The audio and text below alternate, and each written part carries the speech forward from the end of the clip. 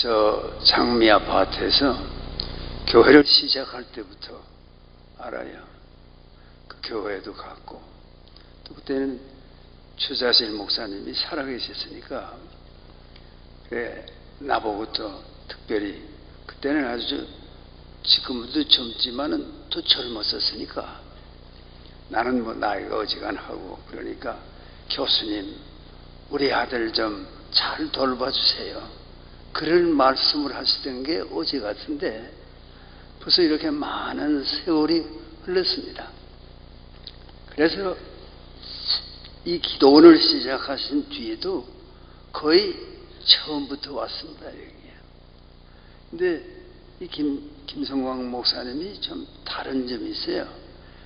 나 같은 사람이 여러분 앞에 설교하러, 간증하러 나오는 것은 그건 보통 있는 일이지만 무슨 능력으로 말이에요. 아주 최한원 교수, 또 그 바이올린에 대해서 또 설명을 많이 하시더라고. 들으면 다 아는데 말이야. 그 음악이 어쩌고 자꾸 얘기를 하는데, 그 보통 아닙니다. 나도 유명한 분인 거는 알지만은, 그래도 이 기도원에 와서 독주하는 걸 처음 봤어요. 그런데 그런 바이올리니스트를 오시도록 해서 여러분이 같은 시간에 같은 감동을 느끼게 하는 거, 그 보통 일 아닙니다. 그러니까 이 김성광 목사님이라는 사람이 보통 사람이 아닙니다. 이 지금 훌륭한 기도원, 이거 없던 거예요, 옛날에. 전혀 지구상에 없었어요. 그러나 김성광 목사님의 기도, 마음속의 생각, 그런 것이 열매를 맺어서, 물론 하나님의 축복이 있지만, 이렇게 전국적으로만 아니라 전 세계에서도 자랑할 만한 이런 기도원이 있어서 여러분과 내가 이 자리에서 만났습니다. 근데 그 능력이 놀라워요. 얼핏 보면은 오물오물 하는 것 같은데 오물오물이 아니에요. 뭔가 꿈이 있고, 옛날 에머슨이라는 미국 사상가의 말대로 혁명도 처음에는 어느 한 사람의 가슴 속의 생각이었다. 생각, 기도, 그 하나가 큰 기적을 낳을 수 있는 거예요. 다 오물오물 하는 것 같지만은 다 뜻이 있어요. 그래서 이 기도원이 얼마나 굉장해요. 기도원이 없으면은 여러분 만나기 어렵습니다. 내가 여러분을 만나기가 어려워요. 근데 이 기도원이 있어서, 또 기도하러 모이는 사람들은요, 첫째 좋은 게 뭔가 하니 다 관상이 좋아요. 다 잘생겼어요. 저 뒤에 앉은 이들은 내 눈에 안 보이니까 모르지만, 이 앞에 보이는 이들 얼마나 많이들 앉아 계세요? 다 아주 생김새가 축복받은 사람의 얼굴같이 생겼어요. 얼굴은 그렇게 중요하지 않지 않습니까? 외모로 취하지 말라고 말씀하셨는데, 근데 그 외모라는 게 그런 의미가 아닙니다. 이 사람이요, 그 얼굴이 어떠냐 하는 거에 큰 문제가 거기 있습니다. 그래서 관상을 보고 이런 게 아니라고 하더라도 사람 얼굴 표정에 모든 게 있습니다. 또 영국의 유명한 작가의 한 분이 이런 말을 했어요. 토마스 하디라는 이가, 성격은 운명을 결정한다. 성격은 운명을 결정한다. 그럼 여러분이 지금 지니고 있는 이 얼굴에 여러분의 성격이 다 나와 있으니까 앞으로 어떻게 살 건가 하는 것에 그게 얼굴 표정에 다 있어요. 여러분이 기도하러 모인다. 다른 데도 일할 게 많고 갈 데가 많지만은 기도하러 모여서 기도를 한다. 그거는 놀라운 일입니다. 그러니까 한국이 걱정 없다 하는 건요, 여러분의 표정을 다 볼 때 한국은 앞으로도 희망이 있다. 또 우리 목사님이 자꾸 다른 목사님들은 그래요. 설교를 하려면 그 교인들에게 좀 정치에 관한 얘기를 분명히 해주세요. 자꾸 그래요. 근데 보통 다른 목사님들은 교회에서 정치 얘기하지 마세요. 자꾸 그러는 사람들이 많잖아요. 근데 그건 무슨 정치 얘기를 하는 애가 문제지만은 정치라는 게 굉장히 중요합니다. 그리고 옛날에 도산 안창호 선생이 목사님들의 재교육이 필요하다 그랬어요. 왜? 정치가 어떻게 굴러가는가 하는 걸 목사님들이 알아야 많은 교인들의 지도자가 되지 않겠는가. 근데 도산 선생은 선각자니까 그래 20년대 30년대 목사님들을 정치적으로도 교육을 해야 된다, 그런 말씀을 하셨습니다. 그러나 마찬가지로 김성광 목사님은 늘 교인의 정치. 근데 왜 그런 거 아니에요? 지금 우리가 조용히 기도하면서 지금 이 아름다운 시간을 보냅니다. 그러나 만일이 인민군이 침입해서 갑자기 6.25 사변이 나듯이 저 청평 쪽에서 지금 기도원을 향해서 온다 그러면요, 왜 기도만 할 수가 없습니다. 우리가 다 일단은 피난을 가야 됩니다. 피난을 갈 수밖에 없는 거예요. 그건 뭡니까? 그건 정치 아닙니까? 요새 정치에 대해서 국민의 근심이 많아요. 무슨 문 대통령은 무슨 정치를 이렇게 하나? 경제도 안 좋다. 아니 그러고 그 북의 김정은이 저 트럼프를 만나러 미국에를 가지 않고 하노이를 갔어요. 하노이. 그게 월남에 있습니다. 하노이가. 유명한 도시죠. 그런데 그이는 비행기 타고 왔어요. 미국 대통령은. 그런데 북의 김정은은 기차 타고 갔어요. 기차 타고. 몇 시간 걸렸는지 아세요? 60시간. 그래서 거기까지 갔어요. 가서 만났습니다. 만났는데 또 기차에서 내려서 차만 타고 6시간 갔어요. 그래서 하노이에 도착해서 만났습니다. 근데 회담을 별로 못했어요. 왜 그런가 하니 북이 1차적으로 모든 규제, 경제적 규제가 있거든요. 북하고 이 경제적으로 교제를 사귀지 못하게 됐어요. 유엔이 그렇게 결의를 했으니까. 왜? 저렇게 핵무기를 자꾸 만드는데 그런 나라하고 거래를 하면 자꾸 핵무기만 만드니까 경제적 제재라고 그래요. 경제 제재를 심하게 유엔이 결정을 했어요. 그 미국은 그걸 대신해서 경제는 그렇게 풀어줄 수 없다 이러는데 다 일단 다 풀어주세요. 그러면 우리도 뭐 이제 핵시설을 파괴하기 시작한다든가 뭐 이미 이만큼 했지 않습니까? 그런데 이 트럼프가 그런 요구에 대해서 당신네 말이요 영변의 그 소위 시설을 대강만 했지 또 다른 데를 옮겨가고 이렇게 하지 않았냐? 그런 사실을 미국이 알고 있는 거예요. 없이 한다 말만 하고 없이 하지 않고 뒀다가 그 다음에 또 쓰겠다. 그런데 이 북한이 제일 중요시한 게 핵무기를 만드는 겁니다. 그러기 쉽게 내놓지 않습니다. 그 전에 저 2003년부터 육자회담이 있었습니다. 그 5년에 걸쳐서 육자회담이 6번 열렸어요. 그러면 거기에는 한국 대표, 또 일본 대표, 미국 대표, 또 저쪽에서는 북한 대표, 중국 대표, 러시아 대표 이렇게 6사람이 모여서 글쎄 아니 5년 동안 계속 모였어요. 한 번씩 그래 6번을 모였는데 꼭 그 모임에서는 이렇게 하겠다 그러고 안 하는 거예요. 그동안에 자꾸 핵무기를 만들어서 이 지금 북이 원하는 것은 미국에게 우리를 핵 보유국으로 인정을 해 주시오. 그거를 원하는 거예요. 미국에 대해서. 근데 그거는 지금 하기가 어렵거든요. 왜? 아니, 핵을 인정할 수가 없는 지금 국제정세입니다. 가진 나라가 많아요. 뭐 유수한 나라들은 다 핵무기를 가지고 있죠. 그러면은 핵무기를 북한이 가질 때 제일 위험한 나라가 어딘가? 그러면 한국이에요, 사실은. 한국은 핵무기를 가졌기 때문에 여러 가지 착간을 해도 막을 길이 없단 말이에요. 강대국.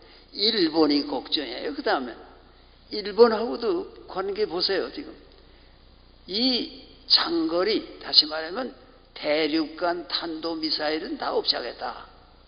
그렇지만 중거리, 단거리는 그대로 두겠다. 그러면은 그것은 이 일본을 겨냥한 거 아닙니까? 일본은 중거리, 단거리에 들어가니까 한국하고 일본은 뭐 영락없이 걸리는 거죠. 이렇게 국제정세가 어지럽습니다. 그런데 우리 문 대통령은 무엇을 희망하는가 하면은 빨리 이제 완화가 돼서 규제가, 그래서 개성공단도 좀 열어서 북으로 하여금 와서 사업을 할 수 있게, 거기에 노동자가 와서 일해서요 한 달에 몇억 달러를 벌어요. 그러니까 그게 김정은이 쓰는 외화, 거기에 많이 도움이 되는 거죠. 그런 현실이에요 지금. 그런데 또 금강산 관광도 다시 재개하게 해주고, 될 수 있으면 한반도에 지금은 정전 상태지만 아주 종전, 전쟁은 끝났다는 선언을 좀 해주세요. 그러면은 종전했는데 이제 북에서 말이, 그러면 북에 있던 소련군은 다 가고, 그건 6.25 때 써먹은 말이죠. 남한에는 왜 미군이 있습니까? 지금 서울에서는 많이 보이지 않지만은 저 평택에 세계에서 제일 가는 미군 기지가 있어요. 거기에 세계에서 그렇게 대단하게 만든 게 없어요. 그걸 만들었는데, 자 그러면 그 비용도 많이 들고 그러니 미군은 철수해야 되지 않습니까? 전쟁도 없는데. 이런 핑계를 댈 것을 젊은 사람들은 몰라요. 그런 경험이 없으니까. 우리가 알죠. 그걸 왜 아는가? 6.25 사변이 터지기 전에, 아니 미군 철수한다는 게 왜 말이 나왔는가? 아니 북에서 소련군 철수했는데 미군도 철수해야죠. 내용은 뭔가? 소련군은 가지만은 전쟁할 준비는 다 해가지고 기다리고 있다가 때가 되면 남침을 감행하겠다.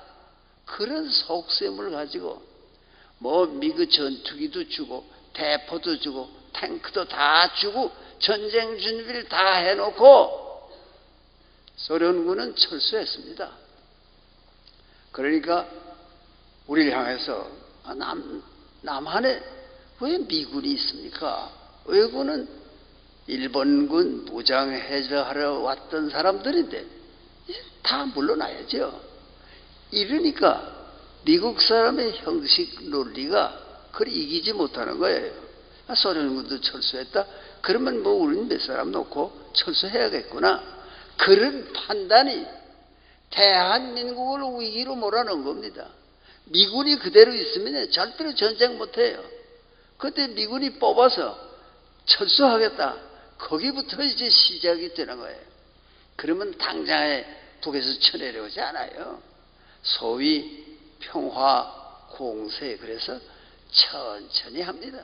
평화 공세라는 건 그걸로 상대방을 얕고 아주 무력하게 만드는 그런 공작을 하는 거죠. 그러니까 그때 북에 갇혀있던 조만식 선생하고 남쪽에 갇혀있던 유명한 공산당 이주화, 김삼룡하고 바꿉시다. 이렇게 제의를 하는 거예요. 그러니까 말이에요. 미국이 이게 전쟁은 안 할 게 뻔하구나. 그래서 저 미국의 주한 미 대사 무치오, 이름도 기억하세요. 그 사람이 성명서 발표했어요. 인민군의 남침은 없을 것입니다. 미군은 철수하지만 인민군의 남침은 없을 것입니다. 그렇게 말하고 미군이 철수했어요. 철수를 했는데 당장이 아니라 얼마 있다가 인민군이 38선 전역에서 남침을 감행했습니다. 그때 피난 못 간 사람은 서울에 남아있다가 90일 동안 죽을 고생을 했고 다시 9.28로 수복됐을 때 거의 다 피난 갔습니다. 거의 다 피난 갔어요. 그건 왜 또 다시 했는가 하니 중공군이 내려오니까.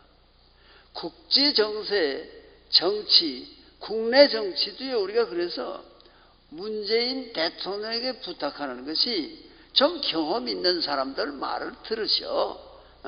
지금 남북관계에 평화가 있는 것처럼만 생각하지 말고 북의 참된 의도는 뭔가? 그러면 한반도 전체의 적화 통일입니다. 그러니까 그거는 어렵지 않냐? 왜 어려운가? 아니 지금 북의 인민공화국 깃발 들고 남북한 통일할 수 있습니까? 안 돼요. 그렇다고 대한민국의 태극기 들고 남북 통일합니까? 안 됩니다. 그거는 할 수가 없는 거예요. 지금 이런 상황에서 이 정권을 맡은 이들이 말을 바꿔서 우리는 통일을 하자는 게 아니라 평화만 있으면 된다. 우리는 평화를 위해 노력한다. 아 그래요? 그러면 북이 저렇게 옥신각신 미국하고 하는 동안에 자꾸만 대한민국이 이렇게 해서 평화가 우리 하자는 대로 하면 될 텐데 빨리 규제 풀어주고요. 우리도 북을 좀 도울 수 있게. 대한민국의 경제도 어려운데 북한 동포들을 돕는 게 나쁜 게 아니라 북한의 정권은 3대가 다 독재입니다. 독재자. 그래서 영어로는요, 김정은을 딕테이터 그래요. 독재자. 우리는 그런 말을 안 쓰잖아요. 요새 또 김정은 위원장님께서 이러고 별소리다 그 말에 웃기는 거 많아요. 아니 그 사람이 어떤 사람이에요? 자기 고모부를 하루에 쏴 죽인 사람입니다. 왜 무슨 자기한테 불리하게 한다 그래서 그러니까 기름 붓고 불태웠어요. 흔적도 없이 해놨대요. 이복 동생이 형이지만 자기는 그 사람의 이복 동생인데 이복 형을요 쿠알라룸푸르의 국제공항에서 독살한 사람이 김정은이에요. 많이 변했습니다. 뭘 변했어? 변한 걸 우리한테 알려줘야지.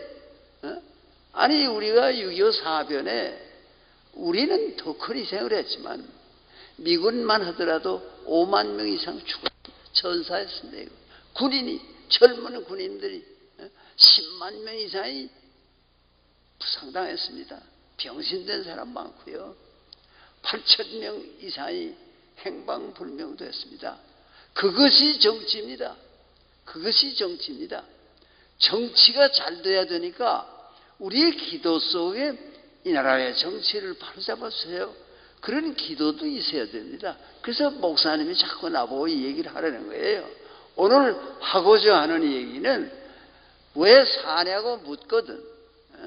그 다 직업 따라 다르잖아요. 군인은 나라를 지키기 위해서, 대통령 이 국민을 편안하게 살게 하기 위하여 그런 말을 할 거 아닙니까? 사람이라니요 다 왜 사느냐의 목적이 뚜렷해야 합니다. 사실은. 근데 이 설교의 제목은 내가 38수단 넘어올 때 저 철원으로 와서 철원에서부터는 강원도에 거기서부터는 걸어서 저 연천으로 해서 38수 넘어왔습니다. 그런데 그 연천이 낳은 유명한 시인의 물론 대학 영문과 교수이기도 했지만 월파 김상용이라는 선생님이 계셨어요. 그이가 시를 냈는데 망향이라는 고향을 그리워한다. 그 일제 때 나온 시지만 거기에 왜 사냐고 묻거든 그런 제목의 시가 있어요. 그 시는요 왜 사냐고 묻거든 그 대답을요 그렇게 질문을 누가 하면 웃지요. 할 말이 없으니까 웃겠다고. 일제시대에 어려운 때에 살았으니까 왜 삽니까? 그러면 그냥 웃지, 할 말이 없어요. 그랬는데 우리는요, 우리의 사는 목적이 있습니다. 왜 그런가 하면 우리가 사는 것은 그냥 우리가 올 때부터 우연히 온 게 아니라 큰 하나님의 계획이 있어서 우리가 이 땅에 태어난 겁니다. 그걸 모르면요, 모르고도 살 수는 있죠. 그러나 생존의 의미가 뭡니까? 이제 우리 다 이렇게 살지만요, 나이 많은 사람부터 이제 하나씩 둘씩 갑니다. 다. 우리 지금 예배하러 온 여러분 중에 젊은 분들이 많으니까 뭐 오래 사시기를 바라지만은 오래 사는 거, 내가 90 넘어 사는 것도요 사실 힘듭니다. 예전에 그렇게 잘 뛰어다니던 사람이 말이에요, 오물오물하면서 걸어다니기도 힘들고 그런 게 다 힘들지만 하나님이 살라고 하시면 살아야 돼요. 여기 그 마음대로 안 되는 거예요. 나는 제일 잘못된 게 자살하는 거라고 봐요. 힘들어서 못 살겠다, 나는 가겠다, 마음대로 가면 안 됩니다. 자살하면 안 됩니다. 끝까지 하나님이 고통을 겪으라고 하면 겪으면서 살아야 되니까. 내가 벌써 우리 조상들 중에는 70을 많이 넘은 조상이 별로 없어요. 다 80 이전에 세상 떠나고, 나 혼자 지금 이렇게 90을 넘은 노인이 돼가지고요. 또 이 주제예요. TV가 아니라 그 인터넷에 거기에 유튜브라는 게 있어요. 거기에 내가 나가요.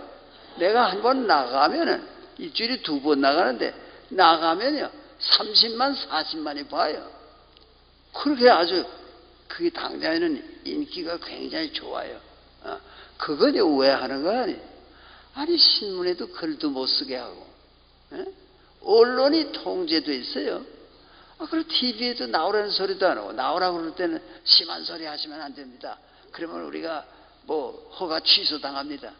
이러고 나보고 나오라니 말이야. 난 하고 싶은 말을 해야 살지. 아니 이 나이가 되도록 하고 싶은 말을 하고 살았기 때문에 그 유튜브에 한 번만 나가도 30만 40만이 봐요. 그리고 몇 가지 했는데 본 사람이요 200만 다 됐어요. 200만. 그런 일을 왜 하는가 하면은 정치를 바로잡는 것도 있지만 이 국민을 위로하기 위해. 왜 사냐? 우리는 왜 사냐? 이 땅에 하나님의 나라가 완성되는 걸 위해서, 그것 때문에 우리는 삽니다. 그냥 살다 가기 위해서 온 거 아니에요. 살다 가면 무슨 가치가 있어요? 아무나 다 믿지 않는 사람도 왔다 가는데 그거는 아니고, 하나님께서 이 땅, 하나님이 세상을 이처럼 사랑하사 독생자를 주셨으니 이 나라를, 이 땅을 하나님의 나라가 되게 너희가 만들어야 주지 않느냐. 그러니까 사도 바울이 정말 필요한 건 믿음, 소망, 사랑이 3가지인데 그 중에 제일은 사랑이다. 왜 그런 말씀을 하시나? 지금은 거울 속으로 보는 것과 희미하나 그때는 얼굴을 대하여 볼 것이야. 야, 사도 바울이요 그런 얘기까지 하셨어요. 그러면서 그때는 거울이 희미하니까 지금은 예수 그리스도 누구시냐 희미하지만은 그때는 얼굴과 얼굴을 대하여 볼 것이요. 그래서 영국의 유명한 시인 테니슨의 지금 오늘 설교는 길어지지 않았지만 순서가 많고 또 이제 목사님 또 이 얘기를 많이 하시니까 그래서 좀 길어져서 이제 줄여야 되겠는데, 내가 하고 싶은 말은 요 다음에 와서 또 하지 한 번에 다 끝내겠어요? 요 다음에 와서 하겠는데, 영국의 유명한 시인의 테니슨이라는 이가 자기의 마지막에 다가왔어요. 마지막이 예수를 열심히 믿고 훌륭한 신자였습니다. 크리스찬이었습니다. 그래서 그이가 마지막 시를 하나 읊었는데 그게 제목이 Crossing the Bar, 사주를 넘어서. 속세를 떠나서. 근데 그 마지막 시를, 시인의 마지막 시를 소환송, 백조의 노래라고 한대요. 왜? 백조가 생긴 건 아름답지만은 노래를 못한대요. 그러나 이 백조가 죽기 전에 한마디 노래를 하고야 죽는데요. 그래서 시의 마지막 노래를 백조노래, 소환송이라고 합니다. 우리말로 내가 번역한 걸 먼저 읽어드릴게요. 암송하고 있으니까. 해는 지고 저녁별 반짝이는데 날 부르는 맑은 음성 들려오느나 나 바다 향해 머나먼 길을 떠날 적에는 속세의 신음소리 없기 바라네. 움직여도 잠자는 듯 고요한 바다 소리 거품이 일기에는 너무 그득해. 끝없는 기품에서 솟아난 물결 다시금 본향 찾아 돌아갈 적에 황혼에 들려오는 저녁 종소리 그 뒤에 밀려오는 어두우며 떠나가는 내 배에 닻을 올릴 때 이별의 슬픔일랑 없기 바라네.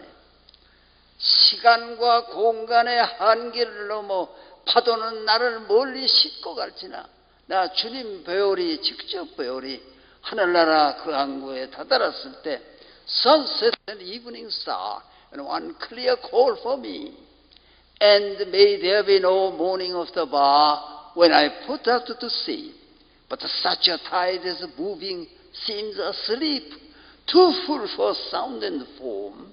When that which drew from out the boundless deep turns again home. Twilight and the evening bell, and after that the dark. And may there be no sadness of farewell when I embark. For though from out of bourne of time and place the flood may bear me far, I hope to see my pilot face to face when I have crossed the bar. 내가 이제 하늘나라에 다 도달했을 때는 그때는 주님을 직접 뵙게 되겠다. 페이스 투 페이스, 얼굴과 얼굴을 대하여 보게 될 것이다. 우리의 꿈은 그러한 꿈을 가지고 하나님께서 우리에게 부탁하시기를 너는 왜 사냐? 하나님의 나라를 이 땅 위에 건설하라고. 이 나라가 멋있는 나라가 돼야지. 지저분해서 먹을 것도 없고 고생스럽고 말이야 자유가 없고 그런 세상에 살아서 뭐예요? 하나님이 세상에 고생하는 사람 많은 거 고생하지 않게 의식주의 문제도 다 해결하고 에덴 동산에서 산 것처럼 인류가 아름답게 사는 그 날을 너희가 다시 만들기 위해서 낙원의 회복을 위해서 밀턴이라는 시인은 패러다이스 로스트 신낙원을 쓰고 그 다음에 패러다이스 리게인드 복낙원을 써서 낙원은 다시 회복해야 된다. 왜 사냐고 묻거든 하나님의 꽃동산을 다시 찾아서 가꾸기 위하여 그것이 우리들의 대답이 되어야 하리라고 믿으며 간증 비슷한 얘기는 이걸로 끝내도록 하겠습니다.